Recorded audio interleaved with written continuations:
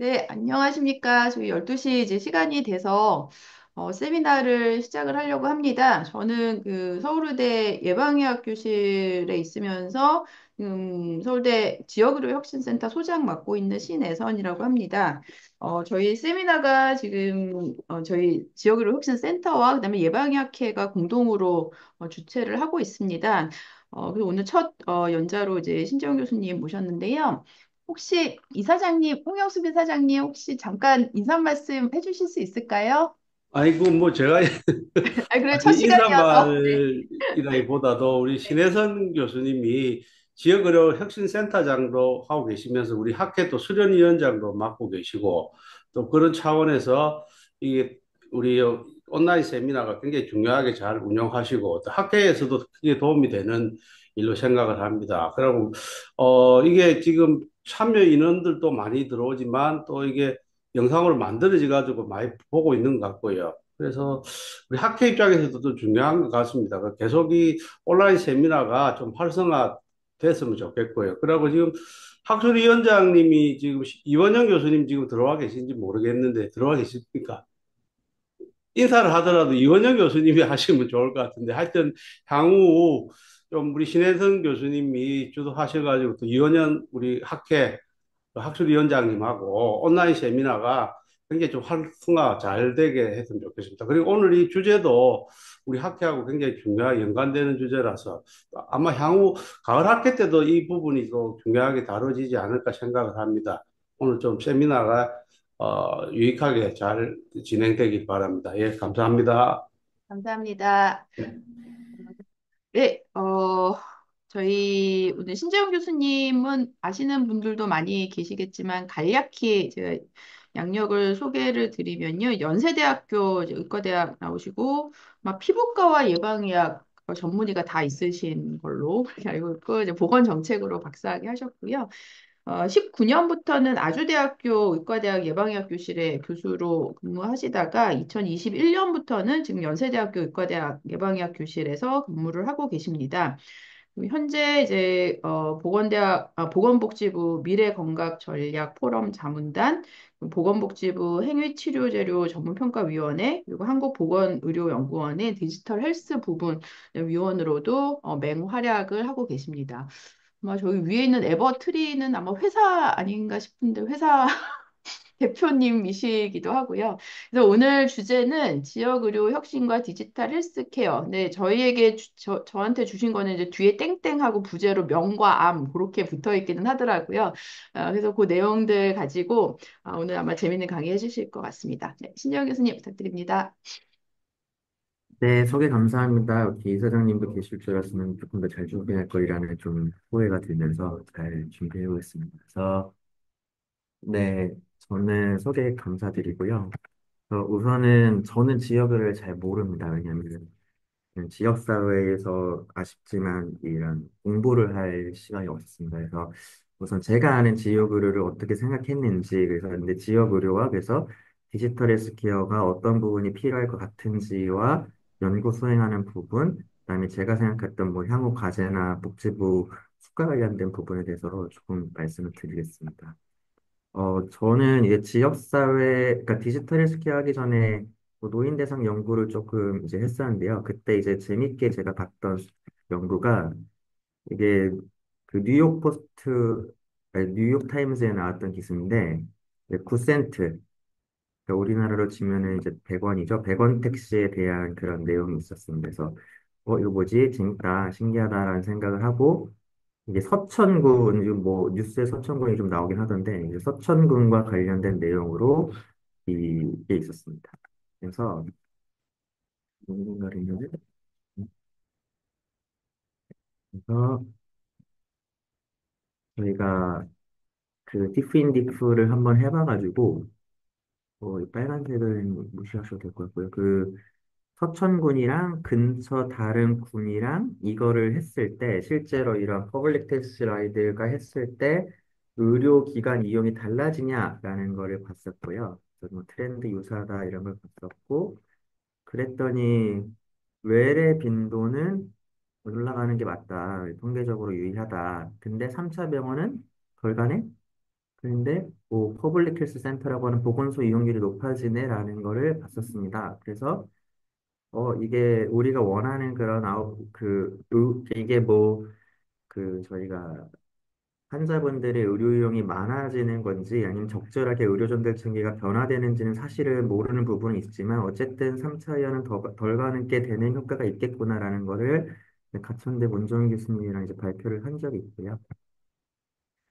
그리고 이제 그 코로나 때는 이제 심평원이랑 연구를 할 기회가 있었는데 그 실제로 이 노인 환자분들이 사실 저희가 이게 그 정확히 비대면 진료라고도 하기 좀 그런 게 전화 처방이었잖아요. 사실 이 전화 처방이 실제로 얼마만큼 환자분들한테서 이게 도움이 됐을지를 이제 성향 점수 매칭을 통해 가지고 실험군 대조군, 당뇨군 실험군 대조군을 통해서 봤습니다. 이게 자꾸 왜 이 커서가 자기 마음대로 돌아가는지 모르겠는데 우선은 그래서 저희가 봤을 때 고혈압 처방률은 정책 시행 전에는 86%, 그다음에 정책 시행 후에는 84.8%가 전화 이용 미용군, 그러니까 한 번도 전화 처방을 안 받으신 분들은 그 메디케이션 포지션 레이쇼가 마이너스 1.1% 저희가 MPR로 계산했을 때였는데 그다음에 전화 처방 이용률은 한 1.8%,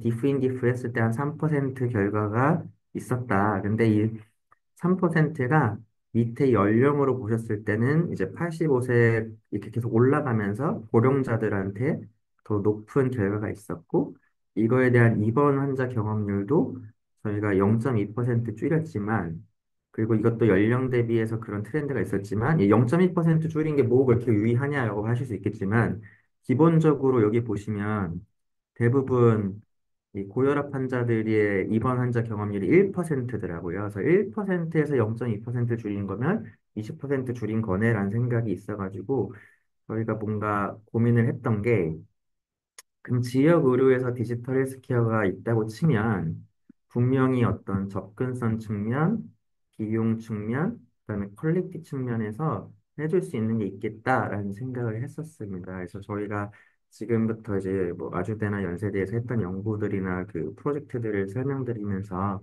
조금 이제 교수님들의 고견을 좀 듣고 실제로 이제 지역에 계신 교수님들께서 이제 생각하시는 제가 이제 그 잘못 생각하는 방향성에 있어서도 좀 코멘트를 받고자 준비를 했었습니다. 제가 제주도에서 한번 발표할 기회가 있었는데요. 그 제주도에서는 과연 이런 디지털 헬스케어를 할 때 누가 이제 어떤 기대를 할 거냐라고 했을 때 이제 도민과 의료기관과 광역지자체에서의 한 니즈를 좀 생각을 해봤습니다. 근데 이제 도민 입장에서는 나는 조금 더 완결성 있는 의료를 우리 제주도에서 받고 싶어라는 의료 생태계가 있을 거고, 제주도 내 의료기관에서는 저희가 제주도 병원도 가고 서귀포 의료원도 가봤는데, 이 도내에서의 디지털 헬스케어 생태계는 되게 키우고 이렇게 운영을 하시고 싶은 니즈가 있으신데, 반대로 제주도에서 서울로 유출이 되는 그런 수요나 이런 부분에 대해서는 조금 어, 일방적으로 부정적이기보다는 그 환자들이 가는 건 좋은데 갔다 와서 그럼 우리가 뭘 해줘야 되는지에 대한 치료의 연속성이 없어라는 측면에서의 좀 고민도 있으셨습니다. 그래서 이런 부분에 대한 좀 니즈가 있을 거라 생각을 했고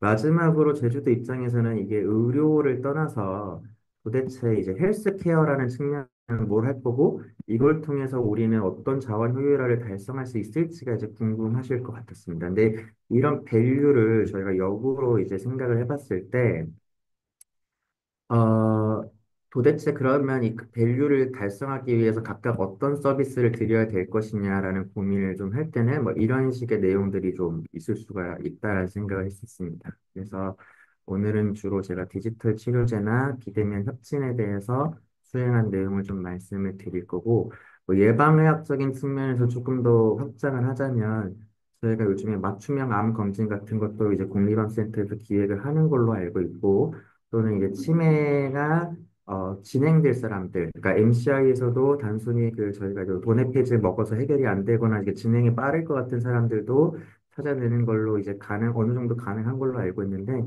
이런 부분에서도 저희가 이제 디지털 솔루션들이 좀 도움이 되지 않을까에 대한 내용을 말씀드리려고 하고 있습니다. 그래서 첫 번째로 말씀드릴 거는 이제 디지털 치료기기라는 내용인데요. 뭐 익숙하신 분들도 있으시겠지만 사실은 아직까지도 좀그 애매한 부분이 있습니다. 그래서 뭐 저희가 보통 불면증 환자라 치면 스틸록스나 어떤 다른 이제 신경계 약물을 통해서 수면을 이제 유지하는 게 중요한데 사실은 1차 트리트먼트는 수면 위생 교육과 인지행동 치료로 알려져 있습니다. 근데 그럼에도 불구하고 이건 뭐 저희의 뭐 노력이 부족했다기보다는 수가 체계가 우선 처방을 하거나 어떤 이런 그런 거에 초점이 맞춰져 있고 행태나 저희가 예방하거나 이런 설명하는 거에 대해서는 이게 수가가 매겨져 있지 않았기 때문에 우리나라에서는 바로 이제 그 약물을 처방하는 그런 행태가 있었던 거죠. 근데 이제 그런 부분에 대해서 디지털 서비스로 이제 극복을 하자 또는 이런 인지행동 치료를 실제로는 그러면 심리 상담 센터에서 많이 하는데 그건 또 이제 의료의 영역이 아닌 부분이 있기 때문에 약물과 연동이 안 되는 부분도 있고 그래서 이런 부분에 대해서 디지털 서비스로 좀 극복을 하자라는 내용이 있었습니다. 그리고 또 뭐 카카오 헬스케어의 파스타가 대표적으로 이런 또 서비스를 하고 있는데 그것도 이제 의료기기이긴 합니다. 의료기기인데 수가를 신청 안 했지만 뭐 혈당을 기반으로 했을 때 운동량을 하는 거고 그다음에 조금 더 나아가서 뭐 당뇨 먹는 약의 레인지라든지 인슐린에 대해서 그만큼 줄 수 있는지에 대한 내용들을 이제 하는 그런 이제 서비스들이 이제 식약처에서 2020년에 이제 의료기기다라고 하고 이제 공표를 했습니다. 그래서 정리를 하면 디지털 치료기기는 어떤 치료적 개입을 하는 환자를 대상으로 저희가 의학적으로 이제 질병을 예방, 관리, 치료하는 그 대법원 판례상의 그 범위에 해당하는 내용들을 제공하는 소프트웨어인데 의료기기라고 생각을 하시면 되고 그러다 보니까 이 작용 기전이 명확한 것, 그다음에 이런 임상시험가의 수준의 그런 근거에 기반해서 저희가 이제 인허가를 해주는 그런 부분이 있습니다. 그래서 실제로 뭐 저희 병원에서 이 처방을 하고 있는 사례에 대해서 잠깐 말씀을 잠깐 공유를 해드리면 제가 이렇게 소리가 나와야 돼서 공유를 한번 풀었다가 다시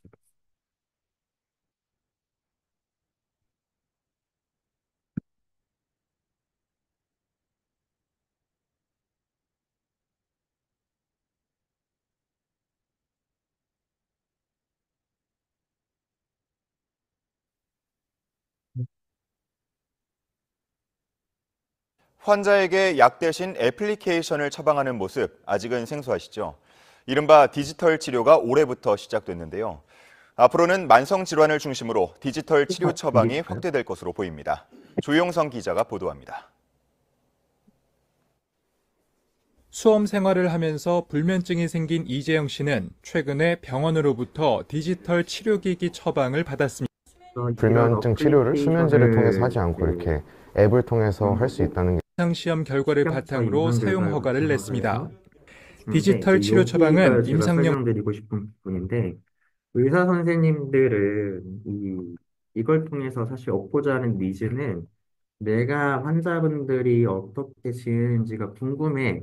그리고 그거를 기반으로 해서 실제로 내가 처방을 어떻게 약물을 조절해야 되는지가 되면 좋겠어. 근데 거기에 이게 수가까지 준다고 쓸만한 의지가 있네라고 하는데 이제 종합병원에서 같은 경우에서는 이거를 별도로 내부망, 외부망도 분리가 되어 있어서 그게 불편할 뿐더러 약처럼 처방하면 좋겠지만 이거를 무슨 내가 별도의 플랫폼에 들어가서 뭐 회사의 어떤 특정 회사의 그 웹페이지에 또 들어가서 처방을 해야 돼 이런 거에 대한 불편감이 있습니다. 그리고 추가적으로 이런 어떤 정보를 내가 효율적으로 받아야 될지에 대해서 정의하는 부분도 좀 어려운 부분이 있었습니다. 그래서 저희가 이걸 이제 산자부 과제로 해서 어떻게 하면은 효율적으로 이거를 운영할 수 있을지에 대한 질환들. 그게 이제 과제를 대표적인 게 받았었고요.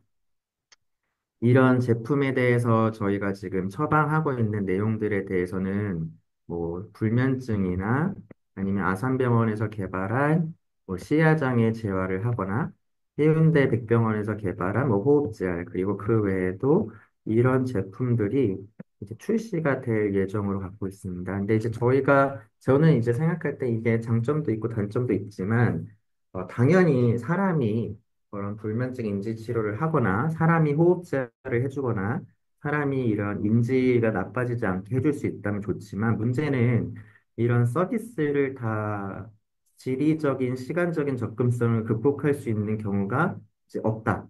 그렇다면 이게 사람이 하는 거에 대해 50% 정도밖에 효과성은 없더라도 누군가에게는 이게 효과적일 수 있는 대안이 되지 않을까에 대해서 조금 고민을 하게 됐습니다. 그래서 앞서 말씀드린 그런 제주도 사례에서 저희가 한번 생각을 해봤는데요.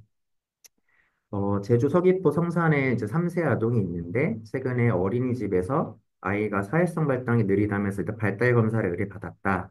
보호자는 해당 내용이 정확하지 않으면 90분이나 가야 되는 제주대병원의 불편함, 외래 시간에 맞추기 어려움, 만약 진단을 받았더라도 치료를 위해서 매번 먼 지역을 방문하는 어려움에 난색을 표했다.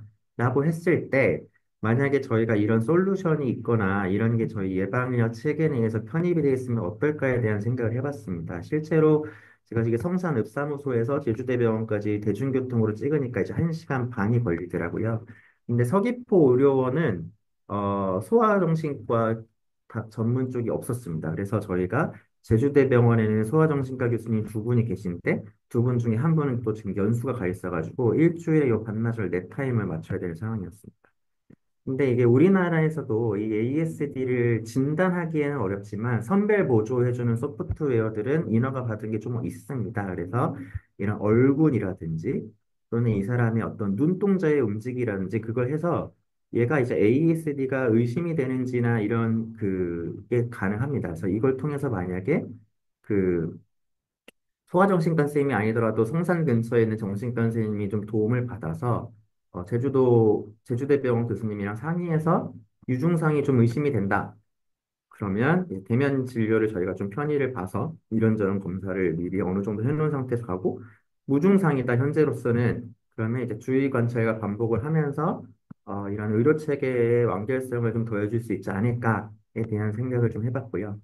그다음에 이제 제주도는 또 중독 환자가 많더라고 하더라고요. 그래서 서귀포 대정은 어느 쪽이냐면 그 남서쪽 부분입니다. 그래서 뭐 모슬포항 있는 그쪽이었는데 42세 남한이 이제 15년 동안 알코올 중독 치료를 받았는데 주변에 이 중독 치료 전문가가 없고 관리의 어려움으로 이제 매번 실패를 이제 경험한 사례가 있다고 가정했습니다. 근데 이번엔 정말 개선하고 싶어서 이제 보건소에 가서 나 이거 좀 치료 좀 해보고 싶다 했는데 보건소에서 사실 내 이거 어떻게 할지 모르겠다. 이 체계적으로 이거 알고 있지 못하다라고 했을 때 만약에 보건소에서 이런 디지털 솔루션이 있어서 이런 내용들을 디지털 치료기기, 식약처 의료기기 받은 거를 이제 도움을 주고 여기서 한 발 더 나가서 이건 실제로 노원구에서 했던 사례인데요. 이 자조 모임을 통해서 이게 뭐 AA가 저희가 효과 있다라는 거는 알려진 내용이라서 나만 이런 게 아니라 이제 원격지에서 있는 사람들도 소통을 통해서 이런 자조 모임을 이제 한다. 그래서 신분 노출이나 뭐 지리적 문제를 극복할 수 있으면 어떨까에 대한 이제 생각을 해봤습니다. 즉 디지털 그 자체로 효과가 있다고는 저희는 생각하지 않습니다. 근데 디지털에 이런 여러 가지 기술들이 기존의 의료 체계 내에서 어떻게 확률될지, 그리고 그게 각 그 광역자치단체나 각 지역사회마다 원하는 솔루션을 어떻게 제공할 수 있을지에 대해서 이런 식으로 저희가 어떤 내용들을 뭐 수직적 계열화를 할 수 있는 부분이 있지 않을까? 그리고 저희가 이제 최근에는 단순히 의료를 넘어서 뭐 옛날엔 커뮤니티 케어라고 했지만 저희가 이제 통합, 돌봄이라는 체계 내에서는 이게 반대로 생활지원센터에서 갖고 있던 내용들이 다시 역으로 피드백이 되는 루프를 통해 가지고 환자한테 조금 더 맞춤형되어 있는 건강과 의료의 체계가 갖춰질 수 있는 어떤 기술적인 요소나 내용들을 저는 준비가 되어 있다고 생각합니다. 근데 이제 이런 서비스들이 다 있다 손 치더라도 가장 큰 문제는 뭐냐면 이거를 체계적으로 관리해 줄 수 있는 그 서비스적인 프론트엔드에서의 기관과 그다음에 백엔드 단위에서의 정보를 교류할 수 있는 부분이 없습니다. 그래서 저는 이제 산자부 과제를 하다 보니까 이 프론트엔드보다는 백엔드 단에서 우리가 어떻게 정보를 효율적으로 모을까에 대한 생각을 했었습니다. 즉 의료기관에서 이런 환자분들이 있어서 처방을 환자한테 직접 한다고 할 때 이걸 어떻게 쓰라고 얘기하지? 또는 우리가 어떻게 이 환자에게 뭐 어플리케이션을 우리가 뭐 QR 코드로 내려받게 해줄 건지 아니면 뭐 스마트폰을 전달을 할 건지 뭐 이런 거에 대한 문제도 있었고요. 그다음에 이제 의료기관은 그런 이렇게 서비스를 만든 회사한테 어떻게 정보를 주고받지? 또는 어떤 식으로 이게 의료기기라는 데 납품을 하지? 그리고 환자는 병원 외에도 이 업체한테 개인정보를 줄 거나 의료정보를 줘야 되는데 이거는 우리가 어떻게 정의를 할 거지? 그 다음에 정부는 실제로 이런 디지털 솔루션을 썼을 때 실제로 이게 효과가 있었는지를 계속 추적 관찰을 해야 되고, 그 다음에 이 사람들한테 지속적으로 관리 감독을 해야 되는데, 이때는 정보를 우리가 어떻게 파악할 거지에 대한 그 내용들이 사실은 없는 상황이었습니다. 그래서 저희가 이제 그 카카오 헬스케어랑 세브란스 자회사가 하이디지털이라고 있는데 저는 거기에 이해 당사가 1도 없습니다. 1도 없는데 이제 그 회사와 저희가 이 DTX 플랫폼, 디지털 헬스케어 플랫폼을 좀 만들어 보자. 그래서 이 유관 기관에서는 식약처는 리얼타임으로 안전성 이슈를 확인하고 심평원은 실제로 이게 저희가 준 만큼의 수가가 맞는지에 대해서 평가해서 뭐 공단 데이터 연계까지 해가지고 최종적으로 실제 그 불면증 환자 같은 경우는 동반 정신질환이 줄었는지 또는 뭐 수면제 사용량이 줄었는지 해서 네 칸은 실질적인 어떤 아웃컴에 대해서도 원하는 부분을 이렇게 서로 주고받을 수 있을지에 대한 내용에 대한 설계를 좀 해봤고요. 또 이제 의사나 환자들은 단순히 내가 이걸 썼다는 어떻게 보면 뭐 ISB랑 비슷할 수 있지만 이런 정보들을 실제로 이 플랫폼 내에서 심리스하게 볼 수 있는지에 대한 내용들을 저희가 이제 고려를 했던 상황이었습니다. 그래서 저희가 이제 지금 뭐 이 파이 디지털에서는 이제 자누싱크라는 걸 만들었는데 이런 다양한 제품들을 이 다양한 EMR 회사, 즉 다양한 병원들이랑 연동을 해야 되는데 그때 어떤 표준된 이런 HL7이라는 규격의 바탕으로 해서 복지부는 앞으로 어떤 롤을 할 것인지에 대해서 이제 고민했던 프로젝트고 이 산자분들 복지부가 들어간 내용이 저희가 의료정보 의정원이랑 계속 얘기를 해서 플랫폼은 저희가 이제 과제 끝나면 무상으로 증여를 하고 유지 보수를 하는 거를 이제 저희가 좀 기획을 하고 있는 상황이었습니다. 그래서 이제 두 번째, 여기에서 이제 저는 이제 하다 보니까 이제 백엔드 단에서 정보가 어떻게 모여야 될지에 대한 고민을 첫 번째 했었었고요. 두 번째 말씀드릴 거는 지역으로 해서 이제 비대면 협진과 관련된 내용을 이제 고민했던 내용을 좀 말씀을 드릴 텐데, 이게 그 사실 시작은 경상대병원의 이제 종양내과 교수님이 이런 사례를 한번 설명을 해주신 적이 있습니다. 이제 본인 환자분 중에서 이제 보호자가 세브란스 병원 근처에 사셔가지고 어쩔 수 없이 이제 저희 바이옵시에서는 경상대에서 확진이 나왔지만 이제 서울로 가고 싶어 하신다라는 내용이 있었는데 그때 세브란스 병원 수술 받기 전에 5번을 오셨다 그러더라고요. 서울대도 마찬가지일 것 같은데 외래 초진 한번 오시고 외 다시 저희가 영상의학이나 추가 검사를 해야 되니까 그때 한번 오시고 그 검사 결과 설명 들으시면서 어, 협진 다학제 협진 때문에 한번 오시고 그래서 그것 때문에 오시고 다학제 협진 때문에 오시고 최종적으로 외과 파트에서 그러면 수술을 어떻게 할지 검토하고 입원 날짜 받으러 오시고 이렇게 5번을 오셔야 되는데 이게 맞냐라는 이제 고민이 있었습니다. 근데 때마침 이제 좀 저희가 의정 사태도 있었고 의정 사태 이전에는 저희가 이제 비대면 진료 플랫폼들을 어떻게 해결할까에 대한 그 복지부에서의 고민도 있었고, 저희는 이거를 어떻게 그 산업화할 것이고 관리할 것이냐는 측면에서 비대면 진료보다는 저희가 협진 체계를 좀 어떻게 만들어 볼까에 대한 고민이 있었습니다. 그래서 뭐 유방암 환자에서 지역사회의 어떤 그래서 입자 협진이 있을 때 환자가 오지 않고 그 해당 지역의 영상의학과 전문의 선생님이나 유방외과 선생님이 저희랑 세컨 오피니언을 어떻게 구할 수 있을지 또는 저희 병원에서 수술하고 이제 지역사회로 내려가셔서 팔로우업하고 있는데 이런 재발이 의심되는 상황에서 바로 올라오실 건지 또는 저희가 올라오지 않게 그 어떤 다학제적인 관리 서비스를 통해 가지고 최대한 막을 건지 저희는 이제 의료 전달 체계를 최대한 서울로 안 오게 하기 위해서 이런 협진 서비스가 이제 필요하다는 생각에서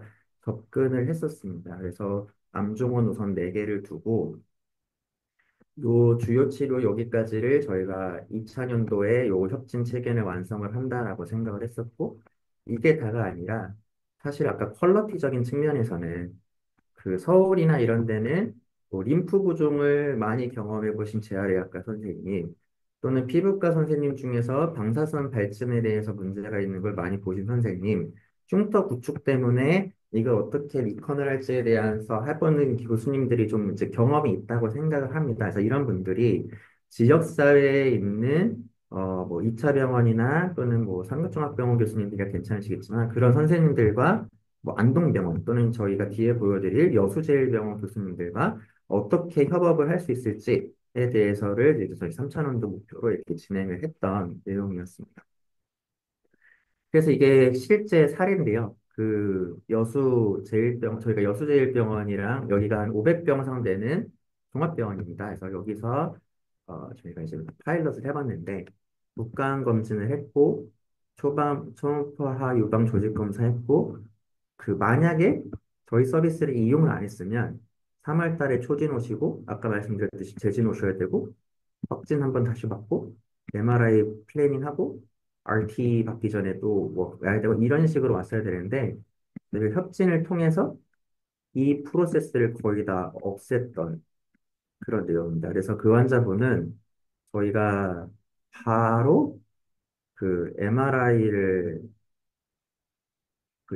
찍은 걸 받아가지고 저희가 치료 계획도 미리 세우고 방사선 종양학과 초진 보면서 그날 바로 진료를 보실 수 있게 스케줄 잡았고 그 다음에는 사실 저희가 의정사태랑 좀 겹친 것도 있어서 저희가 이렇게 권고를 드렸거든요. 좀 이렇게 가시면 어떠시겠냐. 그리고 저희가 교수님들과 사전에 잘 상의하겠다. 전남 교수님들과 상의하겠다고 해서 항암은 거기에서 이제 완료를 하신 그런 케이스였습니다. 그래서 이분이 실제로 이때 느꼈던 내용에 대해서 저희가 좀 인터뷰를 땄었는데요. 어, 혹시 소리가 잘 안 나오시면 말씀 주시고, 네, 해당 내용을 제가 좀 보여드릴게요.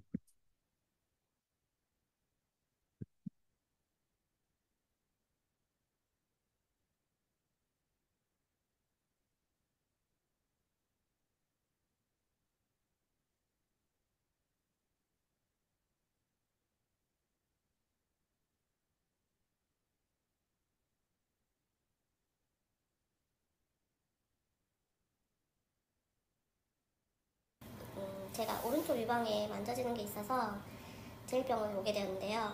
검사 결과를 들으러 오는 날 진단을 받고 이제 주변에는 암 진단 받은 사람이 많다고 해도 이게 내일이 되니까 아무 생각이 안 들더라고요. 근데 이제 외과 부장님께서 비대면 협진 연구 시작을 하게 되었는데 그게 이제 세브란스하고 하게 되었고 지방에 있는 환자들한테 조금 더 편하게 상해병원을 이용할 수 있게끔 도와주는 시스템이라고 말씀하셔서 저도 바로 하겠다고 얘기를 했어요. 제가 비대면 협진 첫 환자가 되는 것이며 서울에서 올라가서 검사해야 되는 것들을 여기 여수제일병원에서 할 수 있게 해주셨고 그 결과를 세브란스 병원하고 제일병원 의사 선생님들끼리 화상으로 회의도 하시고 제가 세브란스 가서 검사해야 될 것들이 줄어들고 제가 첫 진료를 시작하기 전에 조금 부담감이 좀 많이 줄어들었던 것 같아요. 인터넷 찾아봐서 전원 과정이 이렇게 복잡한 줄 몰랐거든요. 근데 이게 비대면 협진이라서 제가 전원 과정이 이렇게 편리하게끔 마무리가 된 것 같아요. 네, 그래서 이거를 이제 실제로 저희랑 지금 많이 좀 해주고 계신 외과 여수 부장님이신데요. 제일병원에서 근무하고 있고 외과 최경호입니다.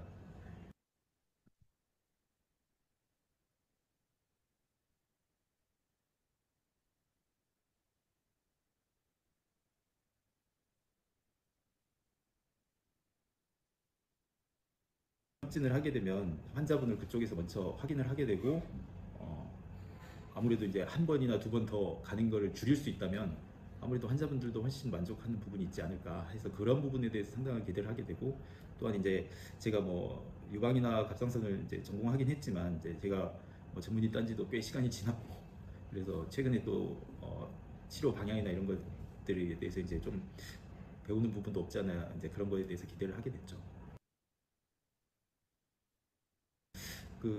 이제 진료를 환자분에 대한 인폼을 먼저 받고 거기에 대해서 이제 진료를 받으러 오시면 검사까지 바로 진행해 주신다고 하셨을 때 저는 상당히 생각보다 기대보다 더 이제 더 많은 이제 만족을 느끼게 됐는데 실제로 환자분도 그런 부분에 대해서 너무 만족하셨고 그래서 저는 좀 이런 케이스가 좀 많이 늘어났으면 좋겠다. 그런 시간적인 부분들을 거기에 이렇게 뺏기는 거에 대해서 조금 힘들어 하시고 그래서 이제 서울 쪽으로 가고 싶어도 못 가시는 분들이 의외로 많기 때문에 그런 게 만약에 잘 진행이 된다면 저희들도 적극적으로 환자들한테 권유할 수 있지 않을까. 그래서 저희가 이거에 대해서 굉장히 조심스러웠던 게, 사실 서울로 꼭 안 오시는 게 저희가 목표라서 저희는 예를 들면 뭐 경상대병원이라 치면 경상대병원이 이제 창원에도 있고 또 마산의료원도 위탁 운영을 하고 있기 때문에 또 저희가 그 구청의 주변에 거창 적십자병원도 이제 많이 하고 있으셔서 저희는 이제 경상대가 어떤 이러한 그 디지털 병원 역할을 이제 할 거를 기대를 했었고 제주대병원도 마찬가지로 그런 역할을 기대해서 많이 좀 컨택을 했었는데 생각보다 조금 뭐 병원의 여건도 여건이지만 이런 걸 하게 되면 이제 상급 종합병원 빅5로 다 뺏기는 거 아니냐에 대한 우려가 있어가지고 저도 사실 그 부분에 대해서는 명확하게 답을 못 드렸던 적이 있었습니다.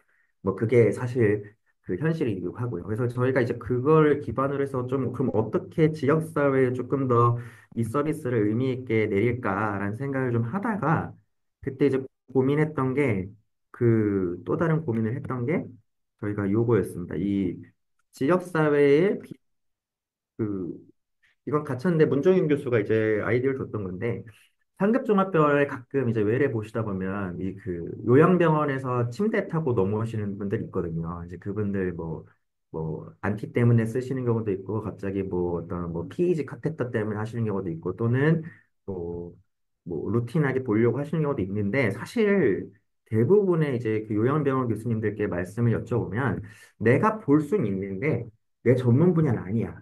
그래서 그냥 가시던데 가라고 해라고 하시는 경우가 있었습니다. 그래서 저희가 실제로 요양병원이랑 그러면 그 지역사회의 상급종합병원 아니더라도 종합병원급, 아까 말씀드린 뭐 300병상에서 500병상급의 병원들이 이거를 매니징 해줄 수 있지 않을까라고 해서 실제로 저희가 한 서울과 그 저희가 저희 병원, 그다음에 이제 인천에서도 이제 이걸 해봤는데 한 병원 케이스를 좀 분석을 해봤더니 90건 중에 34건이 만성질환 관리였고 그마저도 뭐 8건, 6건, 5건 이런 식이었는데 이게 대부분 앞서 말씀드린 대로 그냥 그 감염 이런 내용과 이런 항생제 조절 그래서 이게 생각보다 그렇게 상급종합병원을 와야 될 그런 케이스가 많지 않더라라는 걸 확인을 했었고 그럼 그동안에 이런 걸 어떻게 해결하셨어요? 라고 했더니 카톡 그다음에 뭐 전화 통화. 그래서 이게 맞을까? 의료 정보와 환자한테 서비스를 제공하는데 우리가 그동안의 내 인맥, 카톡을 통해서 하는 게 맞을까에 대한 생각이 들었습니다. 그다음에 저희 이 협조해 주신 병원을 굉장히 그래도 이제 적극적으로 하셨는데 이제 제가 이제 다른 요양병원 선생님들한테 이거 쓰실 거냐 여쭤보셨을 때 되게 좋아하셨어요. 그 이유가 뭐냐면 나는 성형외과 친구가 없어. 근데 성형외과 친구한 이거를 물어볼 수 있다고 누구한테? 야 나는 감염내과 친구가 없어서 내 내과 친구 물어보는 애들은 소화기내과 교수였는데 안티에 대해서 그런 감염내과의한테 물어볼 수 있다고? 아 그러면 너무 좋겠다라는 그런 니즈가 있었습니다. 근데 그분들은 뭐 어떤 분들은 돈 안 줘도 쓰겠다라고 하시지만 결국에 이게 수가를 그러면 어떻게 할 거니? 뭐 법적인 어떤 이 허들은 없니? 이런 거에 대해서 이제 저희가 고민을 해서 해당 프로젝트는 저희가 뭐 태평양의 법률자들을 맡기고 있고 이제 그리고 보건산업진흥원에서 관심이 좀 있으셔가지고 저희가 원가 분석을 이게 뭐 고산진까지는 아니지만 원가 분석을 해서 좀 드리는 걸로 얘기를 좀 하고 있습니다. 그래서 이제 저희가 요 과제에 대해서 말씀을 드렸고요. 근데 실제로 저는 이제 어떤 연구를 주로 하고 있는지 저도 이제 월급쟁이라서 이제 승진을 하려면 연구를 해야 돼서 이거 어떻게 하고 있는지를 좀 설명을 드리는데 저는 아까도 얘기했지만 저는 사람이 제일 중요하다고 생각합니다. 사람이 개입 없는 디지털은 이제 공허한 그 메아리라고 생각을 하고요. 사람이 개입 없는 디지털은 유튜브와 경쟁을 해야 됩니다. 근데 유튜브랑 어떻게 디지털 헬스케어가 이제 경쟁을 할 수 있겠습니까? 그래서 저는 어떤 연구를 해봤냐면 이게 저희가 노티피케이션, 이렇게 AI가 뭐 외술 안 먹어요 또는 당뇨 발 왜 조절 안 하세요 이런 거에 대해서 이 어떤 식으로 푸시 알람을 줄 건지, 그다음에 휴먼 코칭을 같이 줬을 때 더 효과가 좋은지에 대해서 이제 네 가지 조합으로 아토피 피부염 환자분들을 한번 관리를 해보기로 했었습니다. 그래서 보습제 잘 바르는지, 약 잘 먹었는지, 뭐 이런 걸 관리를 해봤고, 그래서 돈이 없어서 그때 12명으로 저희가 랜더미제이션을 3명, 3명, 3명, 3명 해서 이제 진짜 엄청 그냥 피저블하게만 했고요. 그랬더니 당연히 그 여기 당연히 네, 당연히 여기 보시면 휴먼 코치와 그룹 4가 제일 중요한 건데 휴먼 코치랑 노티피케이션을 잘 주는 게 제일 수행도도 좋고 뭐 만족도도 좋고 하지만 이게 사람이 개입하는 게 항상 그 비용 효과적일 수는 없지 않습니까? 그리고 저희는 퍼블릭 헬스 인구 퍼퓰레이션 베이스를 하다 보니까 그럼 이 맞춤형 어드밴스드 노티피케이션을 하는 그룹 2도 어느 정도는 성과가 있겠다라는 생각을 했었습니다. 그럼 저 그룹 2를 어떻게 정의할 것이냐에 대해서는 이제 저희가 뭐 분석을 해봐서 좀 타이트레이션 해봤고 그랬더니 뭐 이렇게 뭐 전후가 뭐 어떻게 좋아지더라 이런 연구를 좀 해봤었고요. 두 번째는 이제 이런 환자에 대한 유용성, 요즘엔 다 이제 속도가 어쨌든 환자가 이거를 만족기나 환자 중심도도 중요하고 뭐 하니까 그거를 어떻게 저희가 이제 매저를 해서 심평원이나 건정심에 어떤 자료를 제출을 할 것이냐에 대해서 얘기를 해봤을 때 저희가 이 사람들 대상으로 해서 뭐 우리가 너의 지금 의료 상태가 어떤지, 셀프 매니지먼트는 어떤지, 그 다음에 엑스퍼트 매니지먼트의 수준은 어떤지, 우리가 어느 정도 수준으로 인게이지먼트인지 할 건지에 대해서 시나리오를 짠 다음에 네 가지의 시나리오를 짜서 갤럽한테 의뢰해가지고 윌링니스 투 유즈와 윌링니스 투 페이에 대한 조사를 했었고요. 근데 그 결과 이제 시나리오 D가 이제 제일 빡센, 뭐, 질환도 심하고, 뭐, 의사가 개입하는 수준이고, 이런 내용인데, 당연히 이 사람들이 다 지불 의사가 높았습니다. 근데 이게 저희가 봤더니, 한 번도 이런 거를 경험해보지 않은 분들은, 이렇게 저희가 시나리오를 설명드렸을 때, 나한 달에 한 13,000원 정도 될 것 같아. 라고 했고, 이 퍼블릭 서비스 유저는 보건소에서 하시는 건강관리 서비스를 한번 경험해보신 분들, 이분들은 한 15,000원에 대한 지불 의사가 있었고요. 마지막으로 프라이빗은 저희가 헬스 케어라고 해서 체중이랑 식단 관리해주는 서비스를 이용한 분들이었는데 이분들은 23,000원의 지불 의사가 있었고 뭐 시나리오 A, B, C 할 거 없이 다 이렇게 써보신 분들이 좀 지불 의사가 강했습니다. 그래서 저희가 뭘 생각했냐면 디지털도 써봐야 되는구나. 사람들이 이게 써봐야 뭐 나한테 맞는 게 뭔지 지불 의사가 뭔지를 아는데 그러면 이거를 어떻게 우리가 쓰게 할까? 또는 이 공공 서비스로 이거 계속 푸는 게 맞는지, 어떻게 이 니즈 있는 사람들을 발굴할 건지에 대한 고민이 좀 들었던 연구였습니다. 실제로 독일에서는 앞서 보여드린 그런 디지털 치료기기 같은 거 100% 다 자기 부담금 없이 100%다 이제 SHI가 부담을 하고 있거든요. 이제 그러면서 이제 리얼월드 데이터를 쌓으면서 실제로 누구한테 최적화돼야 될지에 대한 경험을 쌓고 있는데 우리나라는 사실 선별급여 체계이기 때문에 오히려 그런 경우는 뭐 비급여로 쓰거나 또는 선별급여로 자기가 50%를 내거나 이런 체계 내에 좀 있어서 조금 좀 우리가 생각을 바꿔야 되겠지 않을까라는 생각을 또 해봤습니다.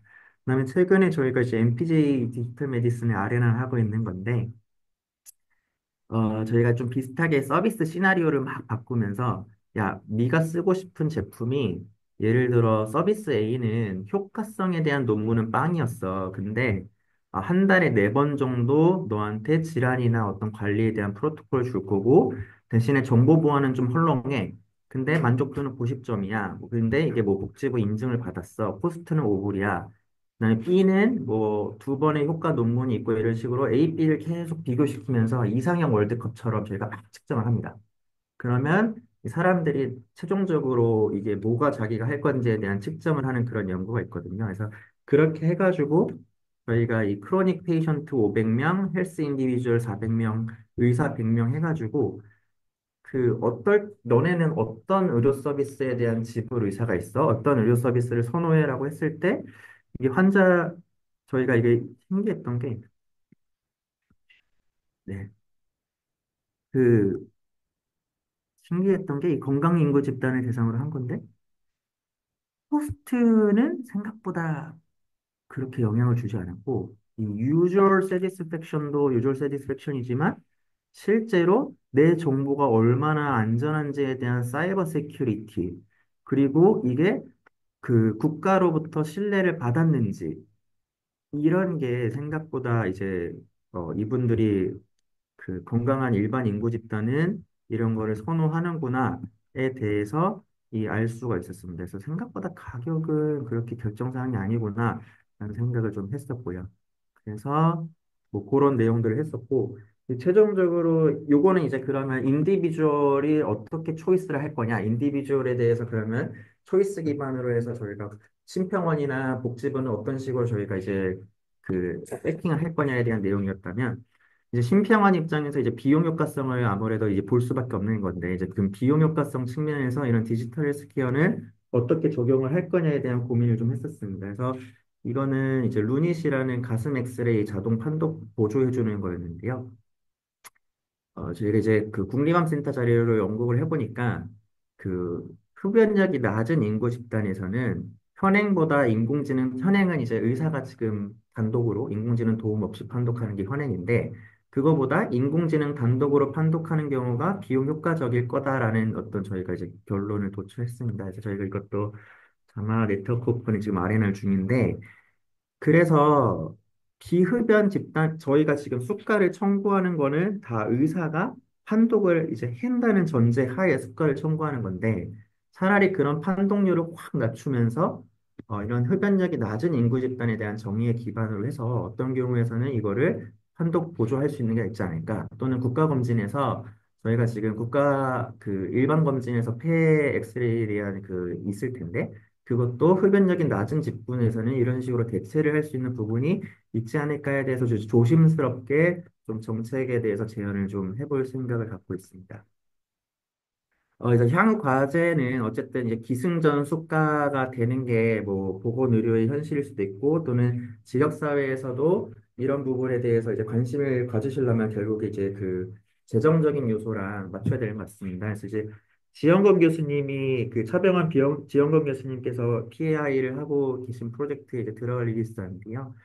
이런 AI 솔루션에 대해서 그러면 우리가 남용의 우려가 있기 때문에 어떻게 돈을 줄 것이냐에 대한 걸 할 때, 저희가 이제 의료 치약제, 뭐, 이제 저기, 그, 국립중앙의료원에서 정의했던 의료 치약제에서는 뭐 이런 인센티브를 줄 수 있는 거 아니냐, 또는 이런 응급질환, 그래서, 어, 예를 들어, 뭐, 서울대병원이나 삼성서울이나 아산, 세브란스는 밤에 현재도 영상의학과 전문의가 상주를 해. 긴급 판독을 해줘. 근데 지방의 300병상에는 영상의학과 전문의는 없어. 근데 응급의학과 전문의 선생님이 뇌졸중 판단이 좀 애매해. 그때는 AI에 대해서 보조를 받았을 때 응급의학과 전문 선생님이 거의 뇌 전문 영상의학과 선생님 정도의 성능을 낼 수 있다면 우리가 돈을 더 줘야 되는 거 아니야? 그게 의사 행위가 됐든, 또는 이거에 대해서 별도 처방이 됐든, 이런 이제 생각을 해봤고요. 또는 그런 루닉 같은 경우가 이런 주장을 많이 하시는데, 뭐 체스트 엑스레이상 3mm 이하의 노듈은 의사가 아무리 눈으로 볼래도 볼 수가 없다고 하더라고요. 근데 그거를 3mm 미만을 만약에 봐줄 수 있다면, 그리고 그게 어떤 저희가 MCID라고 하는 최소 임상적 충족 기준을 2배 이상 넘는다면 또 이거를 분양해 줄 수 있는 게 아닌가. 그래서 이런 게 조합이 되는 게 결국에 제 생각에는 이제 지역사회의 어떤 AI나 디지털적인 요소의 서비스를 좀 확대할 수 있는 부분이 아닐까라는 생각을 하고 있습니다. 그래서 뭐 저희는 저는 이제 뭐 이런 전문행위 평가나 건정심에서 이런 식으로 앞으로 진행이 돼야 된다고 생각을 하는데, 근데 이거는 다시 한번 말씀드리지만 제가 지역사회를 사실 잘 모르는 부분도 있고, 제가 이런저런 사업을 하면서 거의 2년 동안 지방의 2차 병원을 한 100군데를 돌아다녔었거든요. 뭐 안동, 뭐 진짜 뭐 제 시외버스는 다 타본 것 같은데, 근데 그래도 사실 저는 이제 단편적으로 경험하기 때문에 조금 더 그 교수님들께서 해안을 주시면 저희가 이런 거를 할 때 지역사회를 조금 더 잘 고민할 수 있는 부분인 것 같습니다.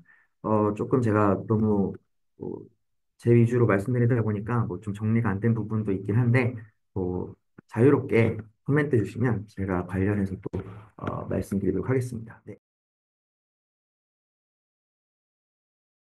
네, 신지영 교수님 좋은 강의 감사드립니다. 혹시 질문 있으시면은 그냥 마이크 켜고 말씀 주셔도 되고요. 채팅창에 질문 올려주셔도 되겠습니다. 네, 그리고 방금 이제 올라온 거는 저희가 이제 참여하시는 분들한테 이제 세미나 공지도 드리고 하려고 간단한 인적사항, 수집하고 있는데요. 거기 입력해 주시면 감사하겠습니다. 질문 생각하시는 동안에 제가 하나만 좀 여쭤보면은, 아까 그 비대면 협진 사례가 굉장히 재미있는 사례인데, 그 암 환자하고 요양병원은 좀, 뭐라 그러지, 케이스가 상당히 다른 것 같고요. 근데 요양병원은 이제 의사들 입장에서는 굉장히 도움을 받을 수 있을 것 같기는 하거든요. 근데 이제 암 환자 같은 경우 이제 환자 자신에 대한 동력은 되게 있는데 환자가 서울까지 이렇게 여러 번 왔다 갔다 안 해도 되니까 그리고 그 주 치료하는 병원에서도 어느 정도 동력이 있을 것 같거든요. 근데 그 여수에 있는 그 로컬에 있는 병원에서는 이걸 하려고 할까?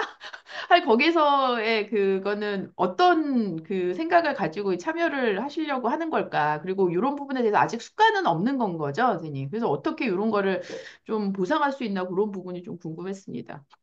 네, 교수님 감사합니다. 그래서 저희가 진짜 제가 뭐 여기서 드릴 말씀 아니지만 엄청 혼났어요. 이런 거 한다고. 음, 그, 뭐 엄청 혼났는데, 근데 협조해주신 병원분들은 어차피 간다라는 생각도 좀 있으셨습니다. 음, 근데 제일 안 좋으셨던 케이스들이 그런 케이스시래요. 갔어. 거기서 예를 들어 항암을 했어. 근데 밤에 갑자기 판사이토피니아로 들어와. 근데 나는 그러면 이 사람이 뭘 했는지 몰라. 그 상황에서 나는 대처를 해야 돼. 근데 의무 기록이나 어떤 것도 없고, 그러면 내가 이거를 다 워크업을 해야 되는 상황에 대해서 일단 내 환자가 어떻게 도대체 뭘 했는지에 대해서 좀 알았으면 좋겠다가 하나 있으셨고요. 두 번째는 저희가 이제 의료 원장님들 그쪽에 지방 원장님들 설득시켰던 논리인데 저희 병원에서 만모해가지고 이 소노 클리핑 하려면 최소 6주 기다려야 되거든요, 지금. 근데 그거를 저희가 상의해가지고 이 부분이 맞으시는 것 같아요. 클리핑해서 와주세요. 또는 저희 병원에서 지금 팩트나 MR 찍으려면 이렇게 걸리는데 같이 찍어서 좀 올려주시면 안 될까요? 라는 부탁을 하면 그러면 우리는 그거에 대해서 어느 정도 또 기여한 분에 대해서 수익 쉐어가 가능한 부분이 있다. 라고 생각하신 부분도 있으셨습니다. 근데 제가 보니까 이거는 지방에 아까 말씀드린 300에서 500 동상 병원들은 생각보다는 호의적이시거나 하실 니즈가 있으신데 이제 그게 그러면 서울로 갈 건지 아니면 지역에서 저희가 번역 책임 의료기관 같은 곳으로 이제 갈 건지 이제 그게 조금 중요한 부분인 것 같습니다. 저희가 경상대 병원장님을 의료원장님을 주재해 주셔서 뵀었는데 경상대 병원장님의 생각은 조금은 아까 말씀드린 대로 그러한 이게 이렇게 했다가 괜히 서울로 더 나가는 거 아니니? 라는 의료가 있었고 제주도 같은 경우는 이미 우리가 포화에 다다랐는데 알아서 좀 갈 수 있는 부분을 괜히 이래서 우리가 깔때기처럼 수렴한 다음에 또 보내줘야 되는 거 아니야? 에 대한 사실 제주도에는 저희가 기조실장님을 만났었는데 그런 우려가 실제로 있으셨습니다. 그래서 이거를 지금 뭐 신혜정 교수님 이렇게 쉐이핑하고 있는 그런 코디네이터 센터가 있으면 할 의향이 있어. 제주도는 그렇게 하셨어요. 있는데 그거를 지금 우리 병원 보고 이걸 또 하라고? 그러면 우리는 모르겠어. 나는 그런 좀 병원 사정이나 아니면 종별에 따라서 좀 차이가 있었던 것 같습니다. 네. 이영선 교수님 그 질문 올려주셨는데 혹시 마이크 사용 가능하신가요? 교수님? 예, 예, 아, 가능합니다. 네. 아주 좋은 연구 많이 들었고요. 제가 좀 현재도 비슷한 고민을 우리 충북 지역에서 하고 있는데, 지금 신 교수님 그 연구 경험을 가지고 전국에 이제 공공보건지원단에서 지역 의료 살리는 게 주요 과제라서 이게 전국 병원 단위 그 모델에 공공지원단에서 현재 지자체별로 하고 있는 여러 가지 프로그램 패키지 사업들이 좀 많이 있습니다. 잘 아시다시피. 그러니까 그런 거를 좀 연계하면 지금 심평원에서도 지역 특성을 살리는 그 가치 기반 수가 개념 이런 거를 해서 이제 수가 모델을 심평원에도 고민을 하고 있다고 그러더라고요. 그래서 이제 지역 지원단에서의 역할은 지역에 있는 의사회와 그 이런 공적 또는 ICT 연계하는 AI 연계하는 서비스의 베니핏을 지역의사회에서 좀 가져갈 수 있는 모델이 되면 예를 들면 니네 지역에는 소아과하고 뭐 밖에 없고 나머지 과가 없는데 그 과는 AI의 도움을 받아서 니네 지역 환자들의 1차 질문을 비록 소아까지만 선생님이 도와주면 여기에서 생기는 그 1차 게이트 키퍼로서의 역할에 대해서 AI가 도와준 그 수가 일부를 지역 의사회랑 나눌 수 있겠다. 뭐 이렇게 되면은 이 사업 자체에 대해서 의사회가 좀 나서서 하자. 그래서 저는 그 대한민국 의학한림원에서 시니어 의사지원센터 사업을 하고 지금 MOU를 맺고 국중원과 하고 있거든요. 그래서 그렇게 좀 연결하면 신 교수님께서 먼저 벌였던 그 연구를 좀 더 활성화할 수 있지 않을까라는 이런 생각이 들었습니다. 뭐 코멘트 겸 질문이었습니다. 연계하게 될 때 그 교수님 팀에서 좀 이렇게 합류하면서 하실 수 있는 건지 그런 질문입니다. 네, 저희야 뭐 너무 좋은 제안이고요. 이게 저희가 처음 의도가 뭐 세브란스가 다 하겠다는 의도도 사실은 아니었거든요. 이게 저희는 지금 또 다른 모델로 생각하고 있는 건 말씀하신 대로 지역 의사회가 만약에 들어오신다면 그분들끼리 협진을 주고받는 거 또 사실은 저희는 고민했었습니다. 그래서 그런 모델 이제 뭐 그런 모델들도 충분히 가능하겠다라는 생각이 있었고 그리고 그 AI도 너무 좋게 정확하게 말씀 주신 게 사실 뭐 저희끼리의 회의론이지만 서울대병원에서 AI가 얼마나 더 필요할까, 세브란스에서 AI가 얼마나 더 필요할까에 대한 생각도 사실은 있어요.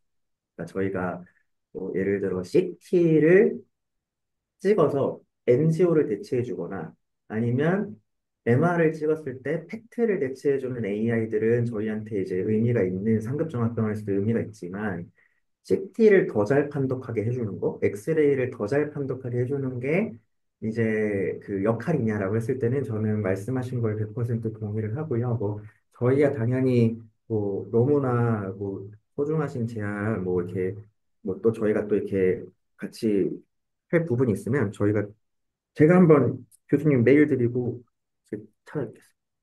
예, 고맙습니다. 네. 네, 혹시 또 다른 질문이나 코멘트 있으실까요?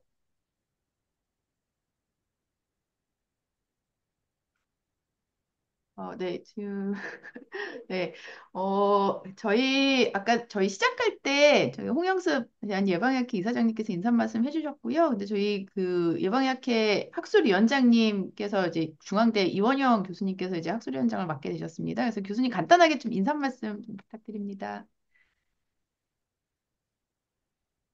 교수님 마이크가 꺼졌습니다. 예, 교수님 아주 강의 잘 들었습니다. 굉장히 디테일하게 굉장히 효과에 대한 에비던스를 찾으시려고 굉장히 노력하시고 여러 분야에 이거를 적용을 잘 해서 아주 조심스럽게 접근하시려고 하는 그런 자세도 되게 좋아 보이시고 하여튼 뭐 굉장히 좀 재밌게 들었고요. 좋은 연구 같고 그런 것 같습니다. 근데 이제 제가 좀 한 말씀만 드리면 저는 이제 AI에 대해서 조금 관심 갖고 있는 게 두 가지 측면인데 우리나라는 AI나 이런 디지털 활용에 대해서 활용에 대한 얘기는 많이 하는데 어떨 때 규제를 해야 되느냐 뭐 이런 얘기는 별로 없거든요.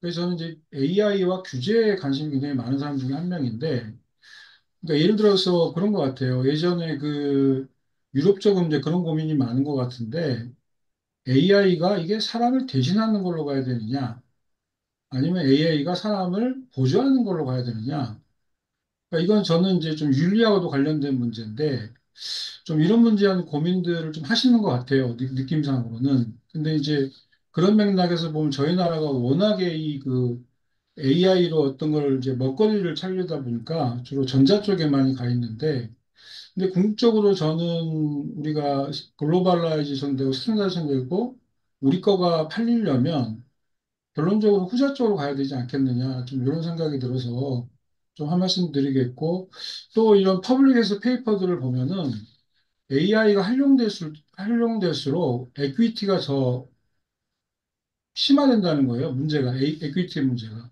지금 오늘도 이렇게 쭉 들어보니까 수가 얘기를 참 많이 하시는데 이게 결국 다 비용이거든요.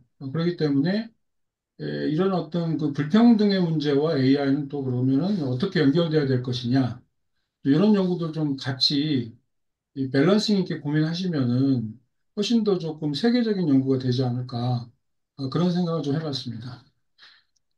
네, 교수님 너무 중요한 주제고 감사드리고 제가 또 한번 교수님께 또 고견 들을 기회를 별도로 또 찾아뵙고 한번 좀 말씀 드려보겠습니다. 감사합니다. 네, 감사합니다. 오늘 저기 신정 교수님 정말 좋은 강의 해주셔서 다시 한번 감사드리고요. 오늘 그 참여하시면서 그 질문과 토론해주신 참여자들께도 감사를 드립니다. 저희가 다음 세미나가 원래는 목요일이 정기적으로 하긴 하는데 다음번 세미나 연작께서 목요일 일정이 좀 어려우셔서 다음 세미나만 3월 19일 수요일 날 하는 걸로 그렇게 되어 있거든요. 그래서 기억하셨다가 또 계속 잘 참여해 주시기 부탁드리겠습니다. 네, 그럼 오늘 세미나 여기서 마치겠습니다. 네, 감사합니다. 감사합니다. 수고하셨습니다. 감사합니다.